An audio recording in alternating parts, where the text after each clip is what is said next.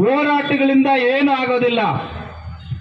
ಈಗ ಏನು ನಮ್ಮ ಇಲಾಖೆ ಈಗ ಸಾರಿಗೆ ನೌಕರರ ಸಮಸ್ಯೆ ಇದೆ, ಸಾರಿಗೆ ನೌಕರ ಡಿಮ್ಯಾಂಡ್ಸ್ ಏನಿದೆ ಅವೆಲ್ಲನೂ ಸಾರಿಗೆ ಮಂತ್ರಿ ಮನೆ ಮುಂದೆನೆ ಕೂತ್ಕೊಳ್ಳೋಣ, ಈ ಫ್ರೀಡಂ ಪಾರ್ಕ್ ಬಿಟ್ಟು ಹಾಕ್ಬಿಡೋಣ.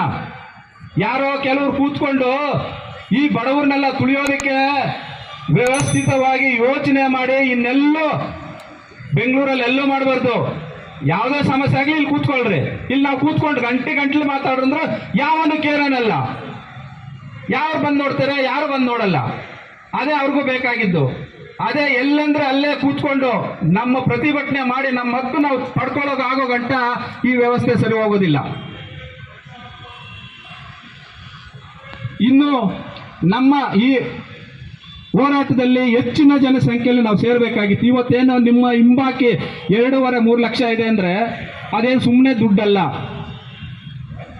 ಆ ದುಡ್ಡನ್ನು ಕೊಡೋದಕ್ಕೆ ಇವರು ಈಗ ನಮ್ಮ ಸಾರಿಗೆ ಸಚಿವರು ಮೊನ್ನೆನೇ ಹೇಳಿದ್ರು, ಶಕ್ತಿ ಯೋಜನೆಯಿಂದ ನಮಗೆ 4,000-5,000 ಕೋಟಿ ಲಾಭ ಬಂದಿದೆ, ಸಂಸ್ಥೆ ವ್ಯವಸ್ಥಿತವಾಗಿ ಉತ್ತಮವಾಗಿ ನಡೀತಾ ಇದೆ.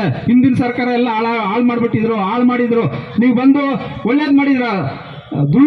ಆ ದುಡಿಮೆ ಫಲ ಕೊಡಕ್ಕೂ ನಿಮ್ಗೆ ಯೋಗ್ಯತೆ ಇಲ್ಲ ಅಂದ್ರೆ ಯಾಕಿದ್ದೀರ ಅಲ್ಲೇ ಹೋಗಿ ಮನೆಯಲ್ಲಿ ಎಲ್ಲಾದ್ರೂ ಚಪಾತಿ ಮಾಡ್ಕೊಂಡು ತಿಂದ್ರೆ ನೀವು ಬಡವ್ರ ಹೊಟ್ಟೆ ಮೇಲೆ ಯಾಕೆ ಹೊಡಿತೀರಾ?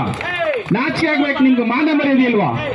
ನಿಮ್ಗೆ ಏನಾದ್ರೂ ಒಂದು ಸವಲತ್ತು ಕಡಿಮೆ ಆದ್ರೆ ಇಮಿಡಿಯೇಟ್ ಆಗಿ ಎಲ್ಲ ವೈರ್ಲೆಸ್ ಎಲ್ಲ ಫೋನ್ ಹೋಗ್ಬಿಡ್ತೈತೆ, ವೈರ್ಲೆಸ್ ಎಲ್ಲ ಫ್ರೀ ಆಗಿ ಓಡಾಡ್ಬಿಡ್ತೀರಾ.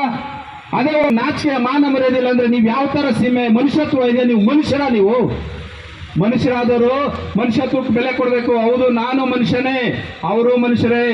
ನಂದು ಕೆಂಪು ರಕ್ತ, ಅವ್ರದ್ದು ಕೆಂಪು ರಕ್ತ. ನನಗೂ 2 ಕಾಲಿರೋದು, ಅವ್ರಿಗೂ 2 ಕಾಲಿರೋದು.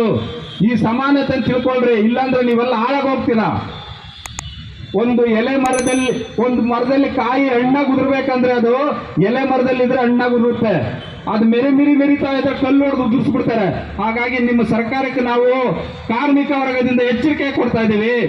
ನಮ್ಮ ಕಾರ್ಮಿಕರು ಬರೀ BMTC, KSRTC ಅಲ್ಲ, ಎಲ್ಲ ದುಡಿಯೋ ವರ್ಗ. ಅವ್ರದ್ದು ಏನಿದೆ ಪ್ರತಿ ತಿಂಗಳು ಆಯಾ ಮಂತ್ರಿಗಳ ಕರೆದು ನಮ್ಮ ಸಮಸ್ಯೆಗಳು